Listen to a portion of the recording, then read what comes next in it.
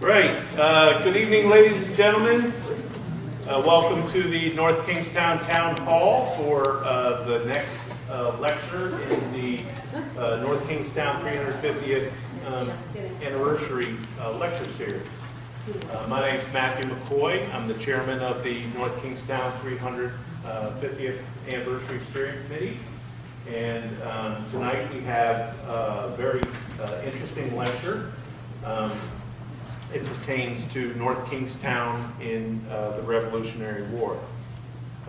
So our presenter this evening, well, first off, the event is sponsored by the Battle of Rhode Island Association. And so when we get done with the lecture, do the Q&A, we're going to have Joe Studlick, who's over here, come up and say a few words. Our presenter this evening is Christian McBurney, who is an author and a historian. He's a member of Small State, Big History, if anyone's familiar with that organization. Yes. As you can see, he is well published, and I believe some of his wares will be available this evening. Just to put in a plug, we also, our other sponsor is Michelle Girazola over there. So you want to come say a few words? Sure. I always say a few words. No, thank you. She's a loud mouth. Oh, a good one. Yeah. Who's enjoying this speaker series? Everybody. Together. I'm really excited about Christian. I'm a big fan of the blog, and I think I just bought most of the books, so I'm sorry if you don't get the one you want, but I have them now. I have special guests in the room.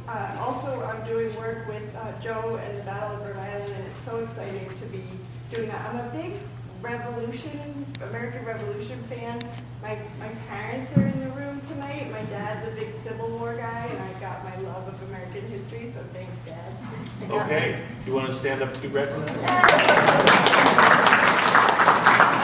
quick, because I know you don't want to hear me talk anymore, but these I'm going to pass around to the 3 sections if you want to find out what else is going on. This leads you right to the website. You can just scan it, and this leads you right to our weekly trivia email list. And if you sign up for the email, there's a basket of 349 pieces of candy and chocolate, so you're welcome to that. We had 350, but I've been hungry this week.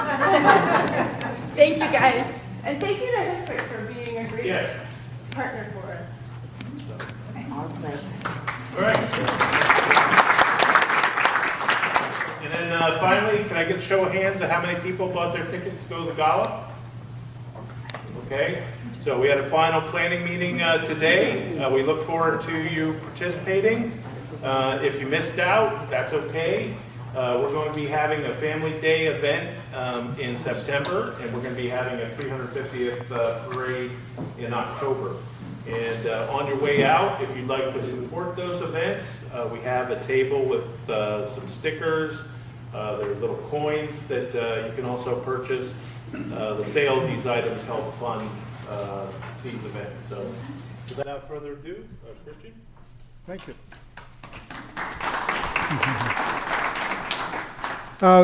Gentlemen in the back, you're welcome to, there's seats up here in the front, so, okay. Thank you, everyone, for coming. It's kind of a miserable day out there, so you guys are real troopers. Just as initially, how many of you are familiar with my Rhode Island history blog, Small State, Big History? So, wow, that's pretty good. Few out there haven't signed up, so I'm going to send around a sign-up list. I'll send you an email once a week with a Rhode Island history story, not necessarily by me, but the next 2 ones are. They're related to Abraham Lincoln and Rhode Island. And that's it, just 1 email a week. They're by different authors. And if you could put your email address down, writing very neatly if you're interested, I think you'll enjoy it. What else was I going to say? Nope, that's about it. So I'm going to, I'm going to send around the pens. I'm sorry I don't have a board. I've always gotten the pens back, so I think in this crowd, I think I'll, yeah.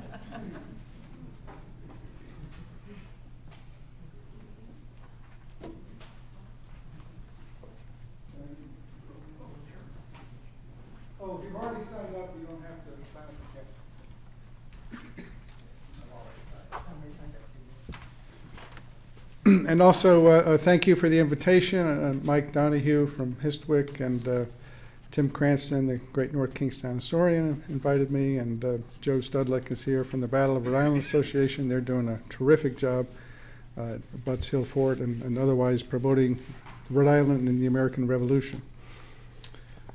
Okay, I'm going to talk today about 4 heroes of the American Revolutionary War who hailed from Wickford. So my focus is more on Wickford than the rest of North Kingstown. At the time, Wickford was formerly known as Updike's Newtown, but interestingly, I have found references to the name Wickford going back to 1732. Now, these heroes were all men. Sorry about that, Michelle. That's the way it was back then, but she's doing some work to show me that there are other contributions too. I'm happy to say that one of the men I'm talking about is a man of color. If you're not familiar with our history here in South Kingstown, North Kingstown, it was the largest, highest percentage of black people and enslaved people in colonial New England. And so that's a whole nother story, but an important one. And it also comes into play here, not surprisingly. The first hero I'm going to talk about is, by the way, I do have some books here. They're, except for Dark Voyage, my newest one, that's $25. The rest are $20, and be glad to sign them afterwards. I'll take cash checks. Promises of checks. I've never been disappointed. And the first hero is about the book Dark Voyage. He's the captain of the privateer, from North Kingstown. His name is Captain George Babcock. He was a Tory hunter first and then a privateer captain second. Not very well known today, but he was the key patriot in North Kingstown in 1777. The second hero is Major Samuel Phillips. How many of you heard of Major Samuel Phillips? If you're interested in history, you might have, North Kingstown, you might have heard of him. He has a house on Pleasant Street, so he's fairly well known. He was an officer in a state regiment and then an officer on board several privateers. And the third hero is Captain Thomas Cole. He also has a house in Wickford on Main Street, and he was a captain of a company in Rhode Island's famous Black Regiment. And the fourth hero is Jack Fones, a formerly enslaved man who lived at the residence of Daniel Fones. Jack Fones earned his freedom by enlisting in the Black Regiment. First, I'll talk about George Waite Babcock. Again, he's little known today, probably because he only lived in Wickford from 1774 to 1778, but he was easily the most important military person in North Kingstown in 1777, which was a key year. He was born in 1751 in Exeter. Exeter was then, and still is, an interior rural township bordering North Kingstown, but back then it was known for small, rocky farms, wasn't very profitable, unlike North Kingstown and South Kingstown, but it had one advantage. It had easy access to Wickford, which was a thriving small port. At age 20 in 1771, George Waite Babcock married Susanna Fowler, the daughter of Simeon Fowler, also of Exeter. They were married in a Baptist church, so we know they were Baptists. By 1774, the couple was residing in Wickford. I asked Tim Cranston if he could look at a deed from the North Kingstown town records to determine where the house was located, and he found a reference to Main Street, so they were on the water side of Pleasant Street. Oh, I must say, we have a redcoat coming in here. I hope you're not too insulted by what I say, but you are welcome. My wife is here. She is British, so I try to be fair to the British as well. So. Now, you might know the North Kingstown records suffered a fire, which is a good reason to have a town hall that protects the records. But there was enough information here to tell that he lived on Pleasant Street, which was obviously an important street back then.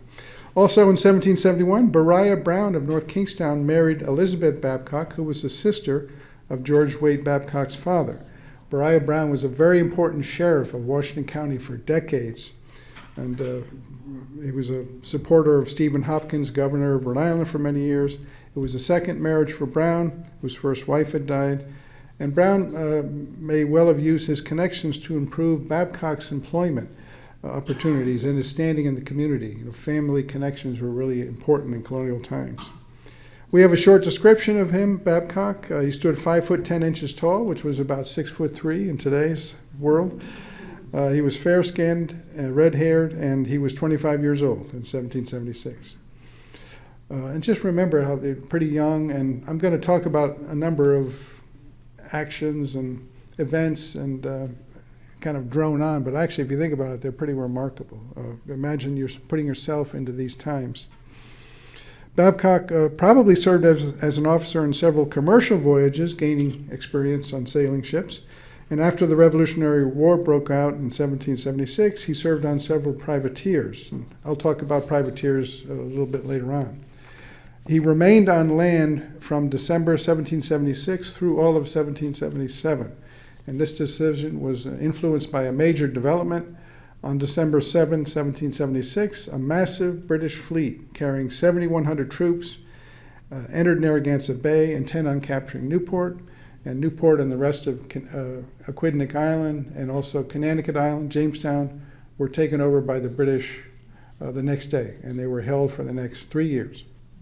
So you always had that looming threat. The British could invade here in Wickford, North Kingstown, South Kingstown, take over the whole area. Meanwhile, the Royal Navy forces typically posted 6 warships in the 3 entrances to Narragansett Bay. 5 of the ships carried from 28 to 50 guns, more powerful than anything the Americans had.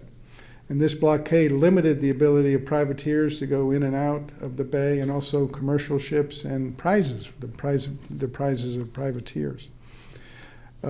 Babcock had an active 1777, primarily chasing local Tories. Now, Tories were loyalists. They were supporters of King George III. And back then in the American Revolution, in many ways, the war, in many ways, was a civil war between patriots, also called Whigs, and who supported independence, and loyalist Tories who supported remaining with the British. Most of the people in Rhode Island were patriots. I'd say, at least 60%. Rhode Island was definitely more pro-patriot than many other colonies. Maybe 10% to 15%, let's say 15% Tory, and then the rest neutral. Now, some of these Tory families, including the Patriot families, they went back to the 17th century in Rhode Island, so it was a real division. The area of Quidnesset, north of Wickford and North Kingstown, for some reason became a major activity place for loyalists throughout the war. It was amazing. I don't know what was going on there. Something to do with the water, maybe. Several loyalists from North Kingstown fled to Newport to enlist in loyalist regiments that were forming there. They also gave information to the British about where to raid farms of patriots on the coastline. It was a tense time. Babcock first came to the public's attention as a result of an accidental tragedy. At its session beginning on March 24, 1777, at the Kings County Courthouse in what is now Kingston, so that's the library in Kingston. That was the courthouse for the whole General Assembly, rotating on a rotating basis. The General Assembly was informed that several sons of Charles Slocum of North Kingstown, near Quidnesset, were employed by the enemies of this state in raising recruits for their service, end quote. The sons were also suspected of making visits to Newport to meet with British generals and officials. The legislators of the General Assembly ordered that Slocum sons be brought before them to answer charges. On March 26, Governor Nicholas Cook issued a warrant to Beriah Brown in his capacity as sheriff of Washington County, Kings County back then, to apprehend Charles, Ebenezer, and John Slocum, the sons of Charles Slocum, and to bring them before the General Assembly. Now that was more than Sheriff Brown could do on his own, so he asked Major General Joseph Spencer to order Rhode Island militia to perform the task. Spencer turned to Major Thomas Clark of Wickford, and Clark then assigned George Waite Babcock and militia troops that he could gather to apprehend the Slocum brothers. According to conflicting reports, Babcock raised a party of either 5 or 40 men. We don't really know. Remarkably, one of Babcock's party was another of the Slocum sons, who was a patriot. On March 27, Babcock and his party of armed militia arrived at North Kingstown store of the father of the Slocum clan, also named Charles. Babcock loudly called for the Slocums to come outside. Son Charles Slocum appeared at the door. He was roughly grabbed by one of the militiamen. Charles resisted, but the other militiamen subdued him. His father, seeing the violent scuffle, came outside of the house and tried to free his son. And during the ensuing struggle, Babcock's pistol fired. The ball entered a little below Charles Slocum Sr.'s heart, and he died in about 3 hours. Despite the tragedy, the militiamen seized 2 of the Slocum sons and forcibly took them before the General Assembly. After permitting them to return under a strong guard to attend their father's funeral, the legislators ordered the Slocums to be sent to Providence County Jail. Tough times. Babcock may have used excessive force in dealing with the elder Charles Slocum if he had had a party of 40. There's no indication that the Slocums were armed, but he was never charged with the crime. His superior, Major Clark, in a letter to Governor Cook, described the shooting as an accident. In early 1777, the 1st and 2nd Rhode Island regiments of Continentals were formed. So those were the key regiments in Rhode Island that were part of the Continental Army of George Washington down south, and outside Boston initially. Prior to April, the troops were marched out of the state to fight the main British Army, which was then in Pennsylvania, trying to take over Philadelphia. And George Waite Babcock felt that this left Rhode Island patriots less able to deal with the threat of Tories in their midst. At the April session of the General Assembly, Babcock led a group of several North Kingstown men in successfully petitioning for the formation of a new independent company called the Newtown Rangers. Babcock was selected to lead the company of approximately 60 men as its captain. This would give him formal authority to control the activities of local Tories, as well as to help defend Wickford against Tory and British raids from Newport. Soon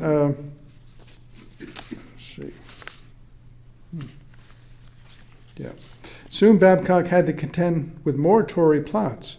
From British-controlled New York City in January 1777, John Hart, formerly of Little Compton, was dispatched to Newport, where he met with the British commander, Lord Hugh Percy.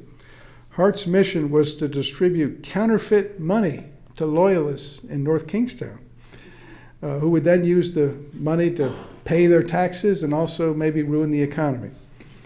And also Hart's role was to find recruits to enlist in loyalist regiments being formed in Newport. Hart from Newport made several secret trips to the mainland, and on April 11, 1777, he and a small party went at night onto the mainland with the goal of kidnapping some members of the General Assembly, who were then meeting at what is now called Kingston. Hart wanted to capture some members of the General Assembly and throw them in jail in Newport. This episode, by the way, is in my Spies in Revolutionary Rhode Island book. Once in North Kingstown, Hart and his Tory friends altered their mission. Instead, they decided to capture George Waite Babcock, the Tory hunter. And with the assistance of 4 sailors from a Royal Navy warship in the bay, Hart attempted, according to the British commander in Newport, quote, to seize Babcock in Updike's Newtown, but he escaped. They drove away the Patriot Guards, however, and returned back here without anybody hurt. The raid by Hart and his party must have shaken patriots in Wickford and North Kingstown. Babcock decided to take the offensive. He and the Newtown Rangers intensified their efforts to intimidate and imprison Tory sympathizers. The British-supported newspaper in Newport wrote in its edition of May 15, 1777, "The rebels have within this fortnight past begun a very hot persecution at North Kingstown, Exeter, and Greenwich, etc. About 20 of these injured and abused men, who have been for some days hiding in the bush, made their escape and arrived here in Newport on Tuesday." In its May 29th edition, the Newport Gazette further reported that Babcock and his Newtown Rangers were, quote, going from town to town upon the Narragansett shore, taking up all persons who are suspected of being friendly to the crown. So imagine if you were part of this Updike's Newtown back then. If you were a male adult, you could be, and searching around for neighbors who were Tories. Excuse me. I have an allergy.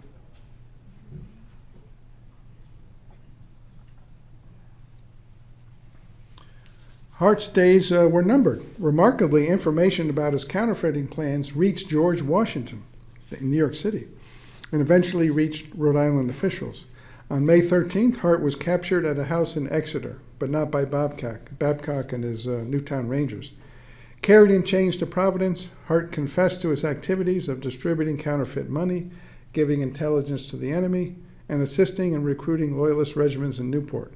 He was quickly tried by a military tribunal and hanged. With his nemesis dead, Babcock began to reevaluate his contribution to the war effort. Hunting down Tories didn't bring him glory or put food on his table. Looking around, he saw that many of his ship captain contemporaries were securing positions as officers on board privateers and getting rich. Babcock decided to go privateering. He served as a second lieutenant on board a privateer owned by John Brown of Providence. John Brown was a member of the very successful Brown family of merchants in Providence. During the American Revolution in 1776 and early 1777, John Brown invested in many privateers, and he became even richer. Here's an image of John Brown. What was privateering? During the war, the Continental Navy was no match for the Royal Navy, which was the strongest maritime power in the world. America's most effective weapon at sea by far was privateering, the operation of privately owned commerce raiders. From British captured ships, Americans took gunpowder, weapons, food, blankets, and other supplies desperately needed by American armies. Privateers were not pirates. Pirates operated outside of any government oversight and solely for their own personal gain. Privateers were sanctioned by a government to attack only enemy shipping. They were required to follow an elaborate set of rules, including respecting the rights of neutral countries and treating prisoners humanely. And if they violated those, they could lose their commission. Once an enemy vessel was captured, the captain of the privateer would typically select from his ship a prize master and a small prize crew to sail the captured vessel to a safe U.S. port so the prize could be adjudicated by an admiralty court, maybe come to Wickford or Providence. The admiralty court would conduct a jury trial to determine whether the prize was lawfully taken from an enemy combatant. If it was, it and the cargo would be sold at public auction. The net proceeds would be divided, 50% to the privateer owners and 50% to the privateer officers and crew, pursuant to a formula agreed to prior to the voyage. Many who enlisted with an American privateer had mixed motives of patriotism and economic self-interest. Christopher Prince, when he joined the crews of New England privateers, wrote that he had two motives in mind. One was for the freedom of my country, and the other was to enjoy the luxuries of life. They wanted a lot of money, in other words. If they were honest, I think they'd admit they were in it mostly for the money. But privateers sometimes engaged in fierce contests with Royal Navy warships, as well as against British and Loyalist privateers. And George Babcock, in his career, he never shirked from fighting the enemy, and he engaged in 5 different contests with the enemy, which are described in my book. In the early years of the war, the Royal Navy failed to devote substantial resources to protect the British merchant fleet. So the British had lots of sugar ships coming from the Caribbean, from their plantations in the Caribbean. They had military supply ships coming to North America. Privateers out of Providence, Newport, Wickford were just seizing them all over the place in the early years. And as I said, John Brown and many others became rich.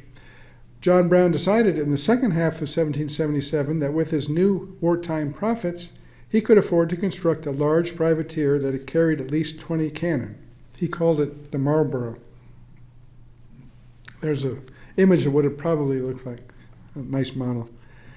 Such a privateer could avoid being captured by smaller British ships, but he still had to avoid his new ship from being captured by a 32 gun ships that the British had, very powerful. They were actively hunting for privateers and capturing a lot of them at this point. What to do? Brown had the brilliant idea of sending the Marlborough privateer to the coast of West Africa. No one had done that before. Of course, what was going on in West Africa, Britain at the time was the largest slave trading country in the world. So they were sending slave ships from Liverpool, Bristol, London to Africa, purchasing captured enslaved people, and then taking them across the dreaded Middle Passage in the Atlantic, and then reselling them mostly to plantations in their Caribbean islands, Jamaica, Barbados, and the like.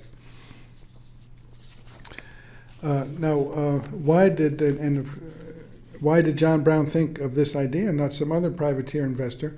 First, he came from Rhode Island. Rhode Island was the colony. Rhode Island had a very small portion of the slave trade overall, but among all the 13 colonies, it had the dominant position. So Brown likely learned from returning slave ship captains that, hey, the British Royal Navy, they're not out there patrolling the coast of West Africa, so it's safe. Second, Brown himself was an experienced slave trade investor. He had personally invested in 2 slaving ventures, one in 1763, one in 1769. The first one on the slave ship Sally was commanded by Esek Hopkins, who would become Commander-in-Chief of the Continental Navy. It was one of the most deadly in the history of North American slave trading. Of the 196 Africans purchased by Hopkins, at least 109 perished during the voyage. Now, was Brown motivated to attack Britain, the world's leading slave trading country in Africa, from humanitarian impulses to aid Africans? Clearly no. He wanted to harm British economic interests. That was definitely a main goal.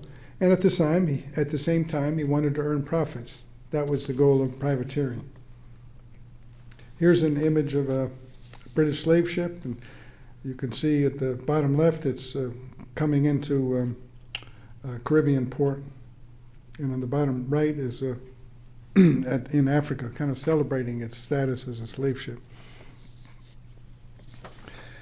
A privateer sent to Africa could attack and plunder slave trading posts established by British slave traders in West Africa. Such a post typically contained warehouses full of British manufactured goods intended for the local slave trade, including alcohol. The privateersmen could carry off this booty and load the goods into the holds of their privateer. Moreover, British slave ships with its human cargo on board could be seized. If Brown was really fortunate, he thought his privateer could capture a large British slave ship filled with African captives ready to sail for the Caribbean islands.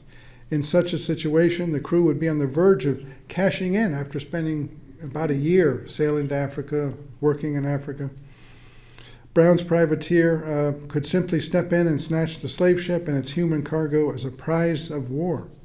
A prize crew from Brown's privateer would then be ordered to a safe port, probably one in the French-controlled Caribbean, they were allies, or perhaps to Charleston, South Carolina, or Savannah, Georgia.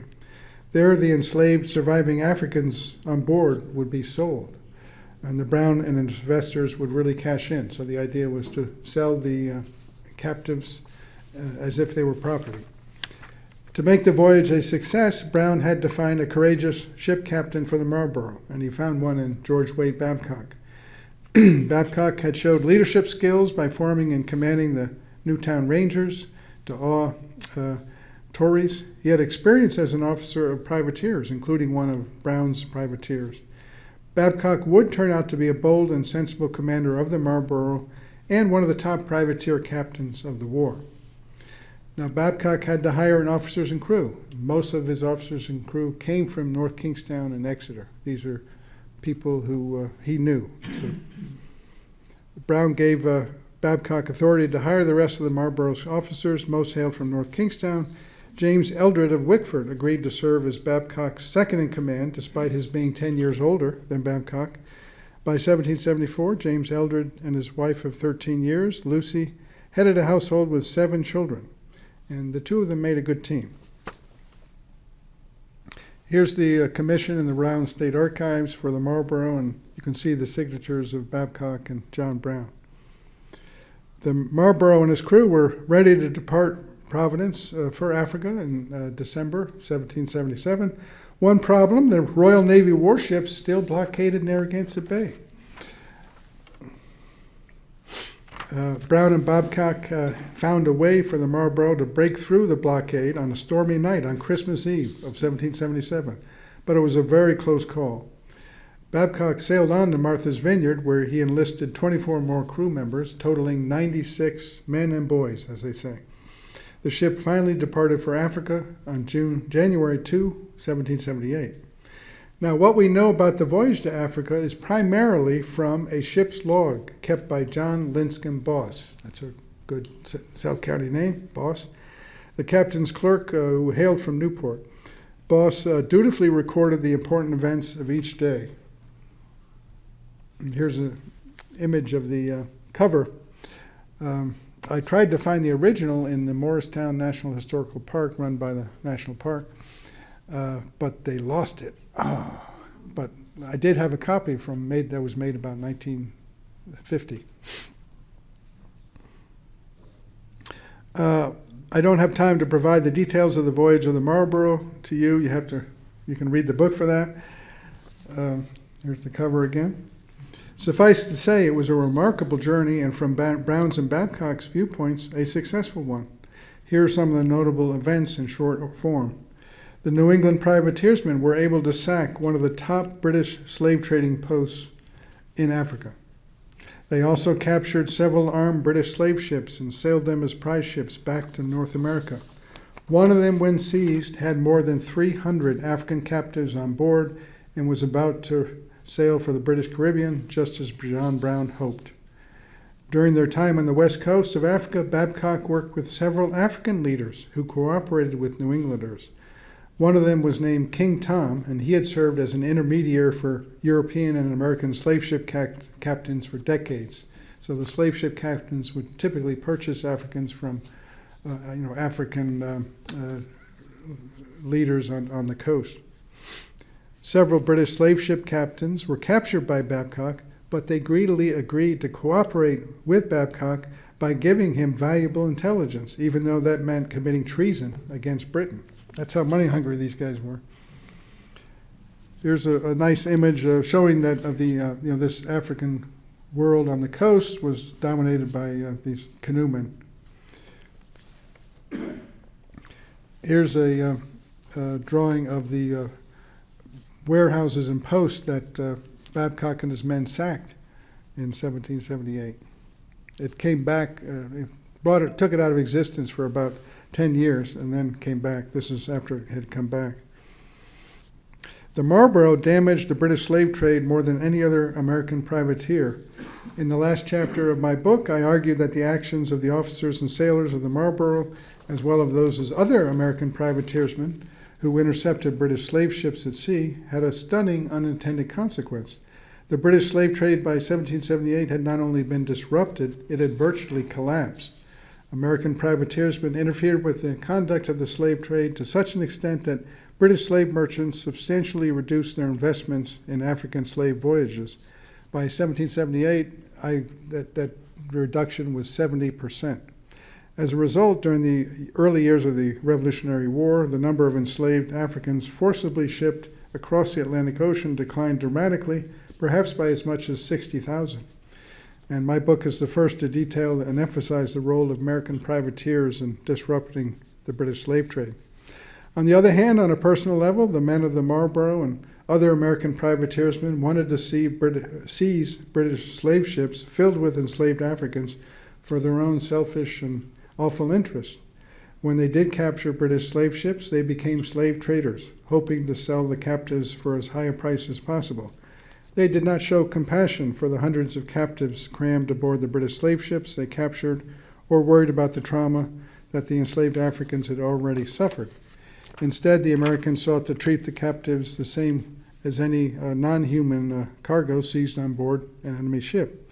While such a motive at the time was not seen as offensive by many Americans, by today's standards, it's repugnant. Thus, the privateersmen can be viewed as heroes or villains, or both. Now, after returning to Boston in late December 1778, Babcock and Eldred took the Marlborough out on a cruise on the Canadian coast. They succeeded in taking some valuable prizes and returned safely to Boston, but they did engage in one fierce engagement with a small British warship. By this time, Babcock he got some money in his pocket, and he decided to use his earnings to purchase a house in Greenwich, East Greenwich. And we actually have an image of that house. So that's the same one he moved to. So now he's out of North Kingstown. Babcock received a commission in March 1779 to command the privateer General Mifflin, which mounted 26-pounders. The privateer was owned primarily by Boston merchants, had a crew of 130. James Eldred of Wickford again signed on as the first lieutenant. Now we have the first appearance of Major Samuel Phillips of Wickford. He served as the second lieutenant. John Linscomb Boss also enlisted on the voyage and kept the ship's log. While we don't know for sure, it's likely that a good number of the same North Kingstown and Exeter men who sailed on the Babcock on the Marlborough also sailed with him on the General Mifflin. Babcock's fame during the Revolutionary War, such as it was prior to my book, was gained primarily from commanding the General Mifflin on this voyage from Boston, commencing on April 9th, 1779. The General Mifflin set his course for the coast of Ireland and quickly captured several British merchant ships, including a brig carrying 230 casks of wine, which he sent to Beriah Brown in North Kingstown. He kept a little bit for himself. On May 17th, as the sea churned with high waves, lookouts on the foretops of the General Mifflin's masts spotted a ship sailing its way. It was the British privateer Tartar, sailing out of Cork in Ireland, with the goal of capturing American privateers. It carried 26 guns and was manned by 180, quote, wild Irishmen. By contrast, the General Mifflin had 20 guns and about 107 sailors. Babcock's crew had been reduced by 23 officers and sailors that they were manning the prize ships and going back to North Kingstown. Despite being outgunned and outmanned, Babcock sailed toward the enemy vessel, and the General Mifflin and the Tartar met at 11 a.m. Here's just an image of a naval battle at this time, including a privateer.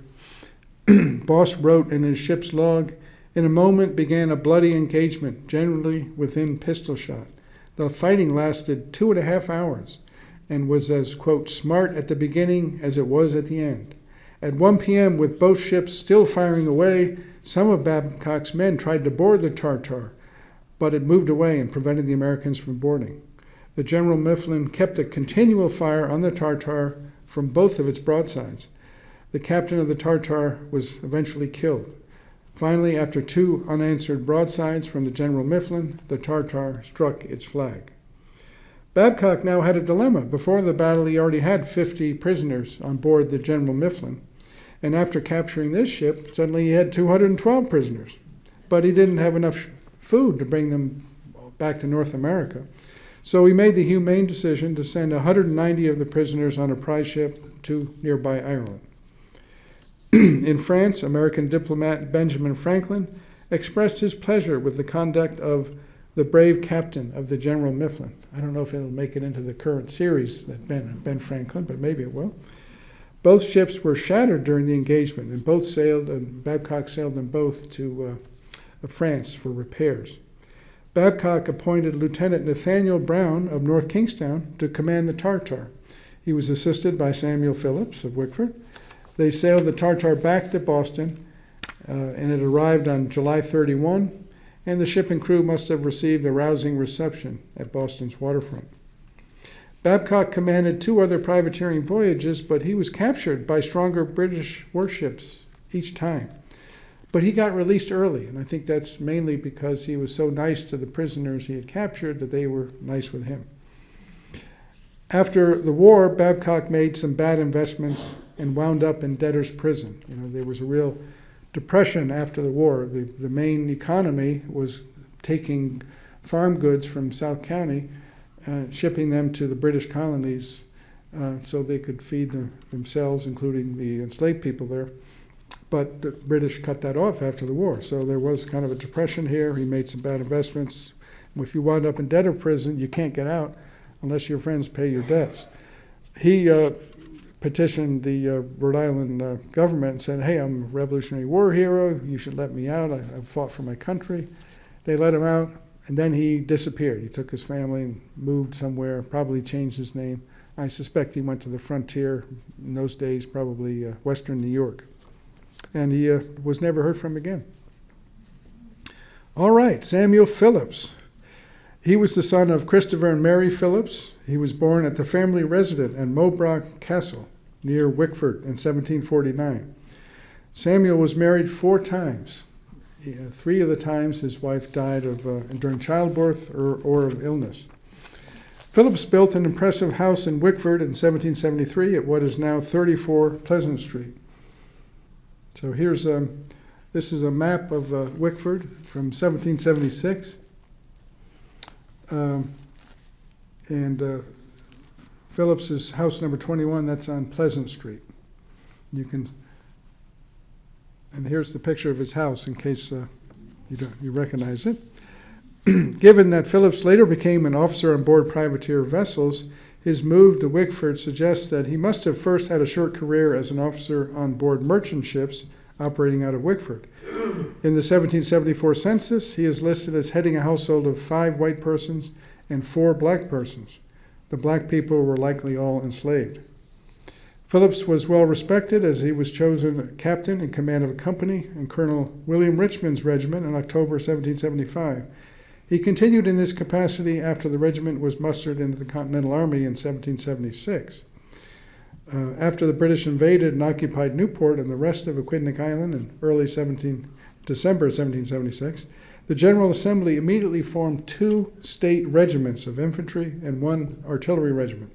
Phillips commanded a company in the 1st Rhode Island State Regiment. So these were not continental regiments, but they were kind of special state regiments. The 2 regiments spent much of the time on the coast of the East Bay looking out for British raids.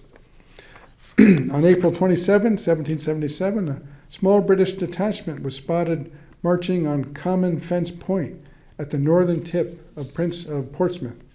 Captain Phillips led a small party of his soldiers on rowboats from Tiverton over to Common Fence Point.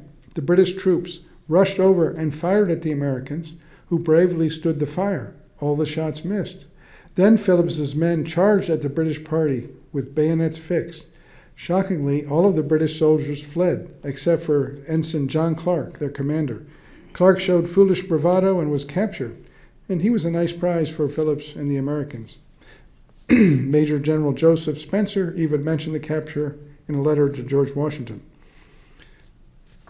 Excuse me, let me take a drink.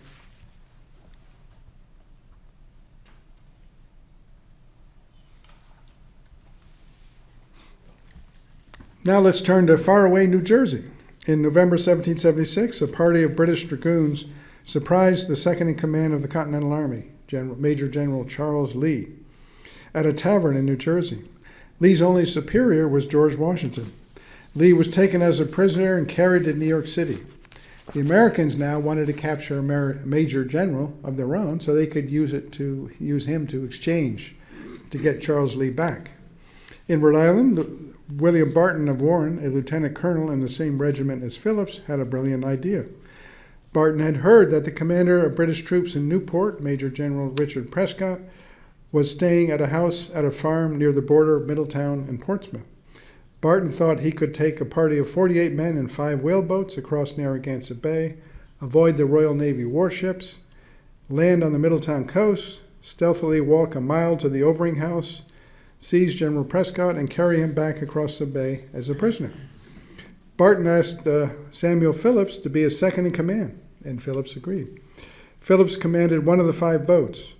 The nighttime raid went off without a hitch. It was one of the most successful American special operations of the war, and Phillips had a hand in it. And General Charles Lee and Richard Prescott were indeed exchanged in early 1778. And here I've written a book on both of the captures and their exchange, kidnapping the enemy. And there's a map of the route that a British officer figured out that Barton and Phillips took. Phillips was promoted to major in Colonel John Topham's regiment, serving from March 16, 1778 to March 16, 1779. This period included the Rhode Island campaign. So this was when the French and Americans got together in July and August of 1778 to try to take over Newport from the British. And that's my book, Rhode Island Campaign, is on that. That's the authoritative book on that campaign and the Battle of Rhode Island. The regiment served on Quidnick Island with the American Army in its failed attempt to oust the British from Newport. The regiment took its place in the main battle line along the line of Butts Hill Fort, claiming the position on the far right. The regiment was not in the main fighting in the Battle of Rhode Island on August 29, 1778, but its soldiers did fire at the enemy attackers, and they suffered 2 wounded men. There's my Rhode Island campaign book. Here's an image of this is not actually the battle, it's the siege that the Americans undertook before the battle. And the American cannons are firing, and you can see the British. This is done by British, one of the only 2 colorized ones that are known. I'm kind of humbled to say that I purchased it for $100 on eBay, so it's pretty cool. In 1779, Phillips turned to privateering. He served as a lieutenant on 4 voyages, including 2 with George Babcock, and commanded another voyage. He was caught and imprisoned in filthy and crowded jails 3 times. I already discussed Phillips serving with Babcock on the General Mifflin, and he was involved in that terrible engagement. On another voyage, Phillips served under Captain John Peck Rathbun. Samuel Phillips had married Rathbun's sister, Margaret, as his first wife, and they had a daughter together, but Margaret had died. Rathbun hailed from Exeter and was one of the top commanders of Continental Navy ships in the war. He was a real hero. Now he commanded the privateer Wickford, carrying 22 cannon and with a crew of 120 men. Now, how Exeter developed 2 sailing heroes in the Revolutionary War, I'll never know. There's no water boundarying it. But Wickford is close by. For his first lieutenant, Rathbun enlisted his brother-in-law, Samuel Phillips. Samuel's brother, Christopher, signed on as a junior officer. And here's an image of a privateer. In September 1781, 6 weeks out of Boston and having taken no prizes, the Wexford was spotted by a 40-gun Royal Navy ship. So 40 guns is a real powerful Navy ship, off the coast of Ireland. Rathbun tried to escape in the night, but the next morning his ship was still in sight of the stronger vessel. After a 22-hour chase, Rathbun and Phillips brothers had to surrender their ship. The crew was landed in Ireland and marched to Kingstown prison, where they remained for 4 months. One crew member recalled that about half of our number died with smallpox or other disorders. Here's an image of Kingstown prison today in Ireland. Early in February 1782, Rathbun, the 2 Phillips brothers, and others of the Wexford crew were ordered to be taken out to the old mill prison in Plymouth, England. In the harbor at Plymouth, they were transferred to a guard ship. Here, quote, with the assistance of friends, according to Samuel Phillips, Phillips and his brother made their escape and boarded a neutral ship for France. Rathbun and others were sent to the Old Mill prison. Tragically, Rathbun died of disease in the prison on June 20, 1782.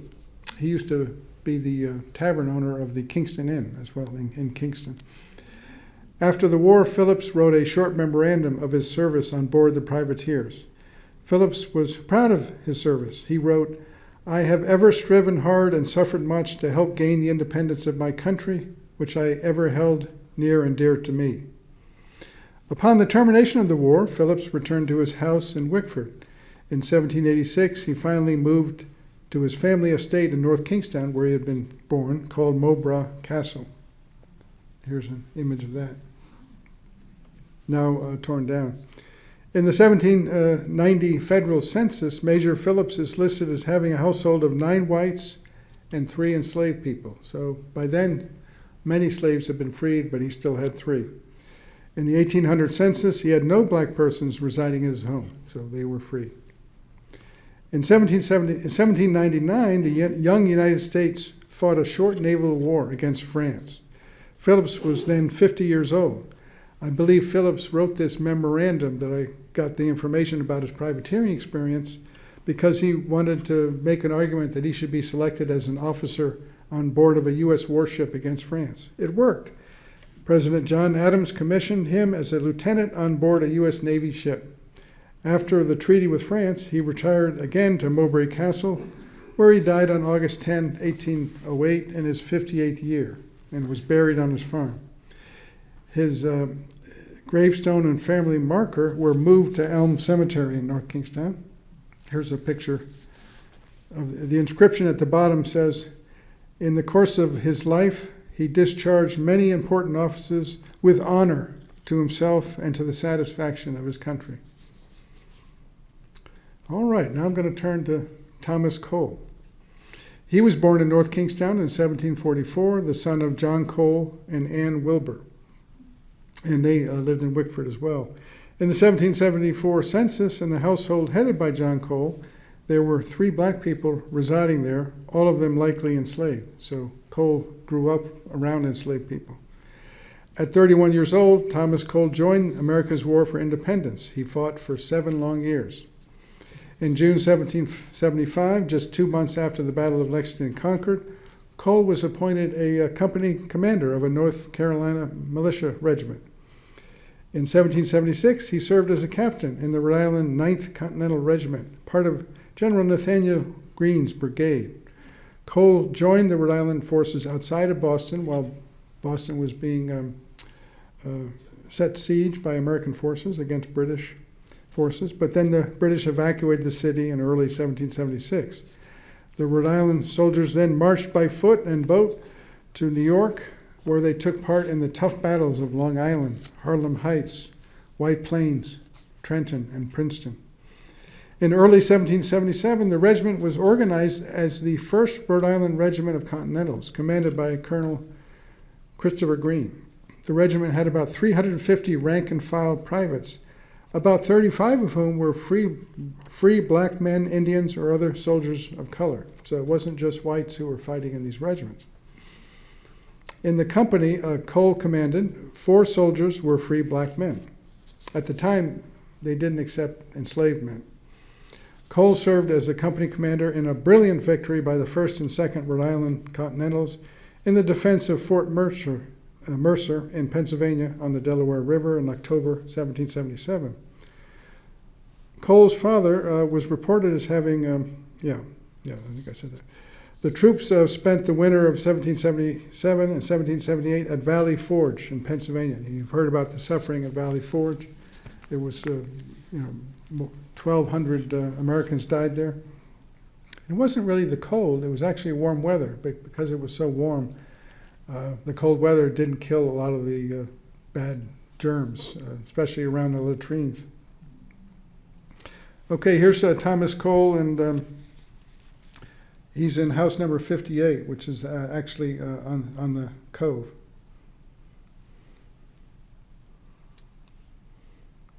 Here's an account book that I found that the University of Georgia has. It's beautiful colors. You can see January 1778. And it's full of pages he would record anytime he gave any continental supplies to soldiers. He would record that. You can see a few of the names. Jack Allen was an African American. Pompey Watson was an African American. And Derek Vanover is there. And he actually signed his name. You can see a lot of these guys sign their names with X's, whites including blacks. They weren't literate. But Derek Vanover was African American, and he did sign his name. The Rhode Island regiments needed to replace men they had lost from grueling campaigning. Colonel Christopher Green and some of his officers, including Captain Cole, returned to Rhode Island to organize a segregated regiment of black soldiers. So this is during Valley Forge. In February 1778, the Rhode Island General Assembly passed a resolution offering immediate freedom to any enslaved man who enlisted in the 1st Rhode Island Regiment for the duration of the war. Cole commanded one of these companies. He commanded a company of black soldiers at the Battle of Rhode Island, where they helped to repel 3 charges from veteran German troops. His company consisted of 30 privates, 26 of whom had earned their freedom by enlisting in the regiments under the February 1778 law. So these guys, had been slaves their entire life. They voluntarily, for the most part, agreed to enlist. Now they're fighting for their own freedom and for their country. When they enlisted, they were given their freedom. Even if they deserted, they would still be free. They would not be returned to slavery, but they could be subject to military discipline. Here's a muster roll of Captain Cole's company in Providence in July 1780, and all of these names are African Americans who enlisted and earned their freedom. Finally, Cole spent 5 years commanding the soldiers of color. Finally, in October 1781, Cole was present at Yorktown, Virginia, where a British commander surrendered his 8,000 men, marking the eventual end of the war. Excuse me.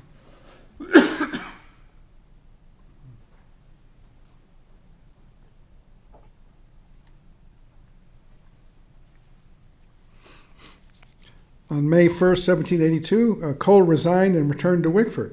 In 1786, he built a new house in Wickford, which is now beautifully preserved at 146 Main Street. So here's a picture of that. I took on a nice walk down Main Street.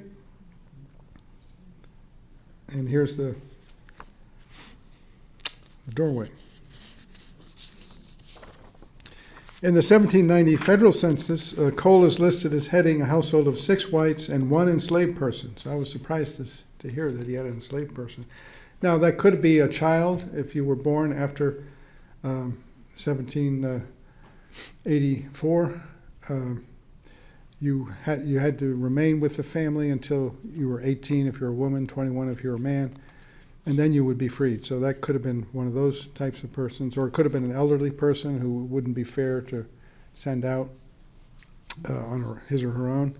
In the 1800 federal census, there was a free person of color residing at his household, but no longer enslaved. So the person got his freedom. So it suggests that maybe that was a minor in 1790. In all of Wickford in 1800, there lived a total of 441 people, including 30 free people of color and 2 enslaved persons.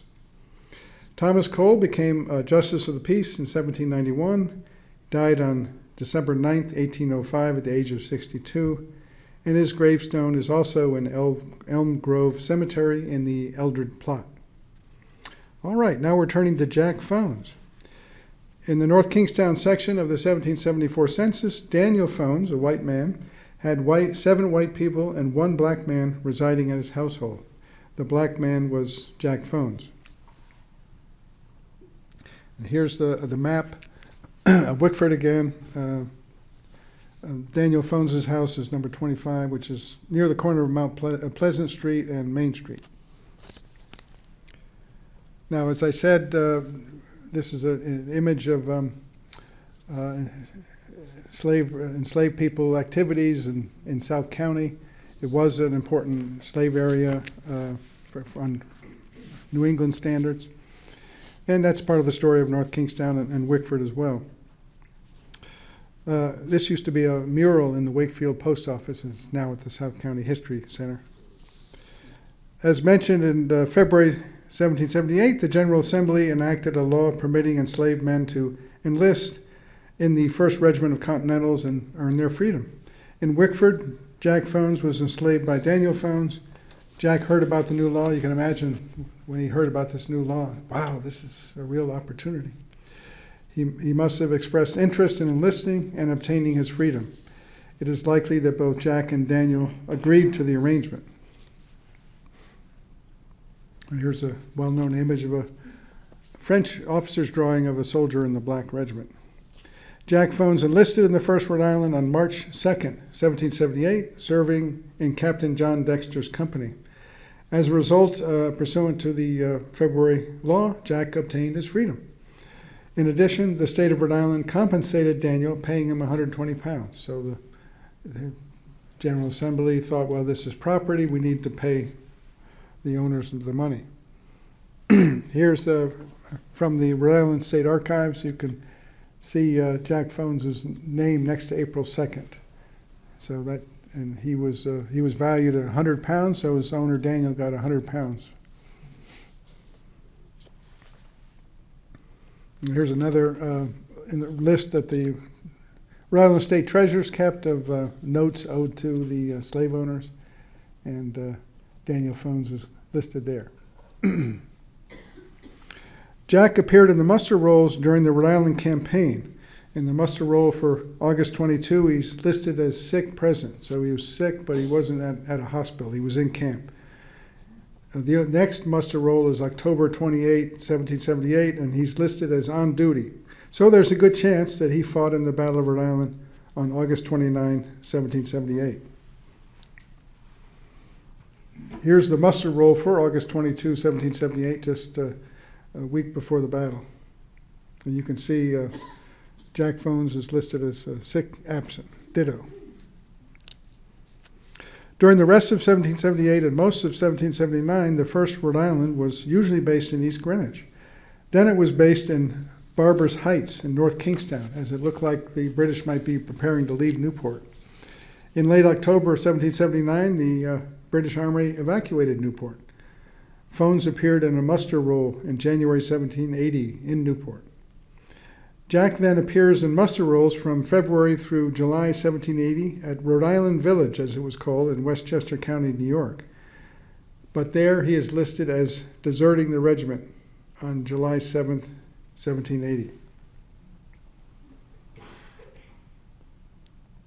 So that's a payroll for that Jack Fones appears on, and you can tell from that payroll that they black soldiers received the same amount of pay as the white soldiers.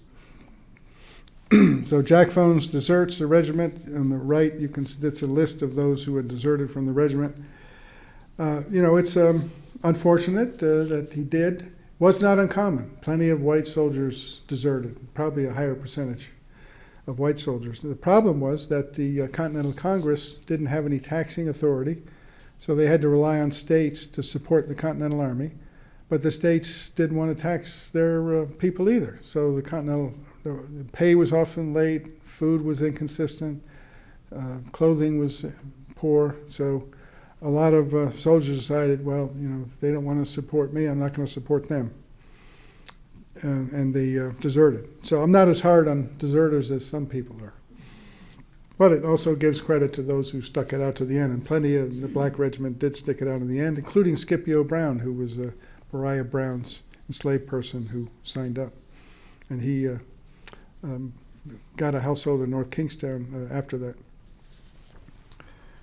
Here's the memorial to the black soldiers in the 1st Rhode Island who fought at the Battle of Rhode Island. That's part of a Portsmouth memorial. Here's a new one I'm sure you haven't seen. This is the Pines Bridge Monument at Yorktown Heights, New York. At Pines Bridge, it shows a black man on the left and Native American in the far side there. So there were some Indians who fought. They were not enslaved, but they fought as free people in the regiment. And there's Christopher Green holding a sword. And so it's a very nice monument. It'd be nice to have one like that in Rhode Island someday. Thank you. That concludes my talk.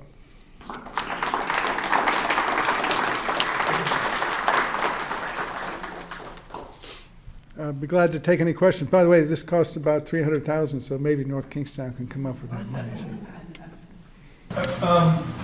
When a privateer would take a prize ship, what would happen to their crew? What would happen to the crew when a privateer took a prize ship? They would be prisoners. Sometimes they would be allowed free, but they would often be exchanged. The British were taking, any time they took an American ship, they took everyone prisoner pretty much and put them in jail. So, yeah, not fun. In the Civil War, I know that it was in effect a draft, and people who had money often paid the newly arrived Irish immigrants to take their place in the draft when they stayed out. Was there anything similar to that in the Revolutionary War? Oh, good question. There were plenty of drafts of soldiers in South County and North Kingstown, South Kingstown. Each town would do it on its own. They were ordered to provide a certain number of troops. And especially when the attempt to take over Newport from the British. There was a large draft. Probably about 50% of the eligible males were drafted, 15 to 60. So if you're between 50 and 60, you would have been on the draft list. Yes, it was common you could pay $300 to have a substitute.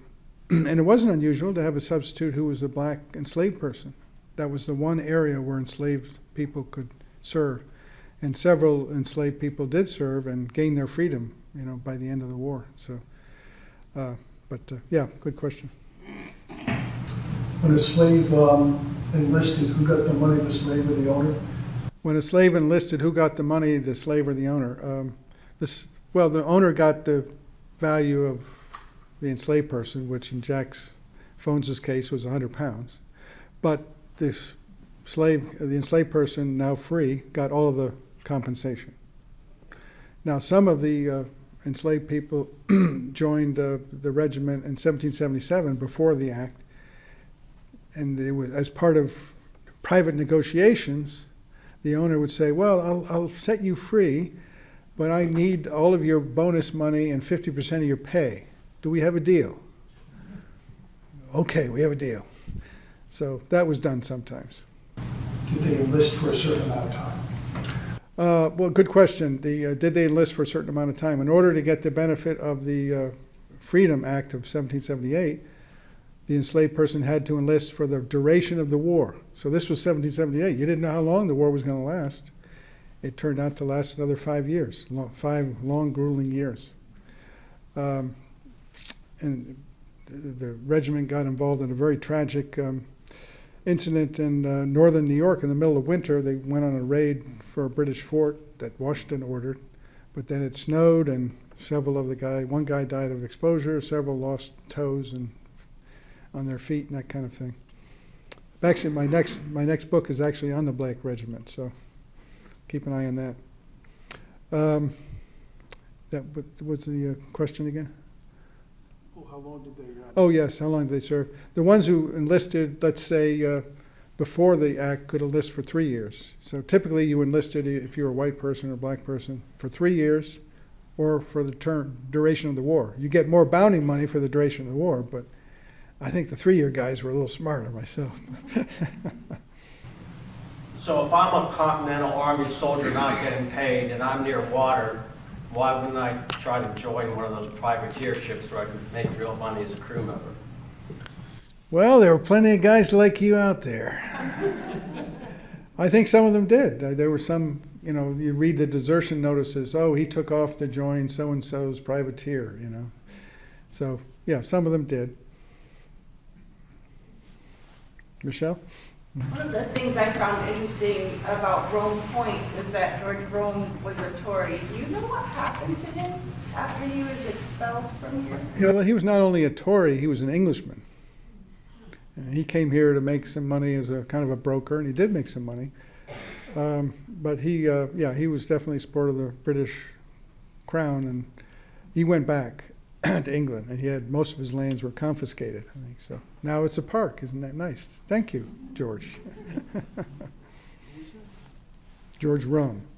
Was there any action, Revolutionary War action within North Kingstown? There were several raids. There was that one attack I mentioned. They went after Wickford and tried to capture Babcock. There was another raid in 1779. A lot of these raids were by Tory loyalists, so they were out of Newport. And a lot of them were from North Kingstown, so they knew exactly where to go. So on one raid, they went to Quidnesset Point. They captured 4 guys in his house and made him prisoner, burned his house down. Another time, they surprised the company of the Black Regiment, and they captured 9 men in the Black Regiment. And we know that 5 of them returned, but the other 4 were kept prisoners for the rest of the war. Another time they tried it again, but the Black Regiment kind of fired their muskets at them and drove them off. There were several instances where British ships would go to a Patriot farm and steal cattle, and that kind of thing. But no major battle. There was somewhat of major battle in South Kingstown, but not North Kingstown. Yeah, I'm curious, you touched on Native Americans at some point in your talk. Did the members of the Narragansett tribe play a role in any of the Rhode Island campaigns? Well, they were members, I'm sorry I didn't make it clear, they were members of the Black Regiment. And some Narragansetts don't like it that they call it the Black Regiment because there were definitely Narragansett Indians in that regiment. You know, basically it's, blacks, Indians, and other persons of color. There were a lot of, mixed race, not a lot, but some black and Indian, black and white. They weren't enslaved. Indians were enslaved, and some were in the late 17th century, early 18th century, but at this time I don't have any evidence of any Indian being enslaved, except for one, but he came from the Caribbean. He was called a Spanish Indian. Sometimes you hear that Indians were enslaved in this time period, but it's not true. But they were, economically and financial straits, so they were, saw an opportunity to make some money, get a regular meal, and a number of them did sign up. A number died of illness too, as did the black regiments and plenty of white people too. Not as many Indians were in the regiment as some Narragansetts think. My indications are their numbers were not great, but they were always 7 to 10, let's say. Oh, we have another question. I forgot to turn off my phone. So. I did, but my phone rang too. We have a comment from the gentleman, the British officer. Are you familiar with the story of John Allen?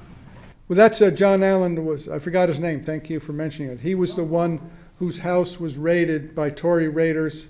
He was captured in the middle of the night. His house was burned, and he was taken a prisoner I think he was held for a couple of years. He was an officer in the Rhode Island regiment, or Rhode Island militia regiment. His cousin Mansfield asked John boated stones from Hope Island, and most of these stones on Main Street in Wickford were brought over here by him. By Mansfield Island? No, by John. By John, okay. Mansfield asked John if he could borrow his boat, and John said, "What do you want it for?" He said, "I want to bring supplies to the British in Newport." And John says, "You can't have it." So Mansfield went back, put his cousin's name on the hit list, and they raided his house at 4 o'clock in the morning on June 8th, 1778. 79. Set the house on fire and drove his wife and 4 small children out. And she escaped across the swamp, and she went to her cousin's house. And there was a man courting his girlfriend there at 4 o'clock in the morning, and she told him what happened. So he got on his horse, he rode to East Greenwich, got the colonel of the Kentish Guards, 2 wagon loads of men and 2 field pieces, and they tried to get down to Allen's Harbor and save John, but it was too late. And the British Marines told John, "You can't put your clothes on, we want you to run to the beach." And he said, "I'm not going to run." So they stuck bayonets in his back and they pushed him. He had to walk on tiptoe for a mile. But they put him on a ship in Newport Harbor, and if he wasn't healthy, he would have died there because they didn't treat him very well. So this young lady was attending a military ball to that British general, and she said, "What's John Allen done to be treated like this? As a favor to me, would you let him go?" I don't know what else she did, but he let him go the next day. But Allen's Harbor is still there. The house he built, after the house was built, burnt down in 1813, is still present. And he brought a bull over from Hope Island he raised from a baby, and he let him go in the field. The bull attacked a couple of oxen. So John went out, he tried to separate him, and the bull butted him down on the ground, and he broke his back, and he lived for 36 hours before he died. But he got to be the Supreme Court, the Supreme Court of Rhode Island. Was that bull named John Bull? British joke. Thank you, appreciate that. He was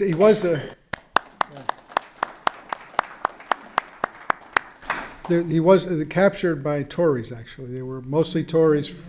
No, I have original documents, and they were mostly Tories from Newport. There was a guy named George Leonard, and he had a crew of Tories from all around New England, including Rhode Island and North Kingstown. And they're the ones who captured John Allen. Thomas Cole was in Wickford, and you mentioned, I think you said 1783. The census had 6 people and 1 child. That makes sense. Did he have children? Did he have descendants? Yes, yeah. Thomas Cole's running around. I don't know today, but he did have some children. Yeah. There's a really good 1774 census. Then the next one is a good one is 1790. But he, and you notice they tended to die at pretty young ages. One at 58, one at 62. So that was more normal than not for those days. Well, thank you very much for attending. I appreciate it. Oh, you got something here. Well, you get our hat. Ah, nice. And you get our T-shirt. Nice. There you go. Nicely done. Thanks, George. Sure, thank you.